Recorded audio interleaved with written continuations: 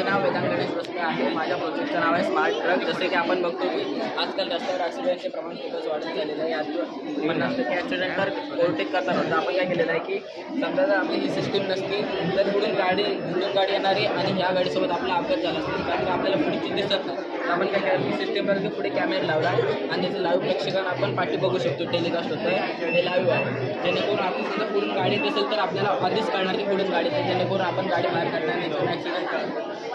बरं कसं दाखव बरं. तर बघू शकता की आपण आता इथे गाडी नाही तर आपण लाईव्ह टेलिकास्टमध्ये गाडी दिसू शकतो, जेणेकरून आपण डायरेक्ट ओव्हरटेक करू शकतो. अच्छा बरं. या प्रोजेक्टसाठी काय काय वस्तू वापरल्या तू? सर कॅमेरा लागलेला आहे, डिस्प्ले आणि वायफाय सिस्टीम लागलेली आहे. अच्छा, साधारणतः किती खर्च आला? सर आपण बजेटमध्ये बघू शकता की आता ओरिजिनल कॉस्टिंग आहे ते इतर खऱ्यामध्ये आपण फिट करायचं तर 12 ते 20,000मध्ये आपणही करू शकतो.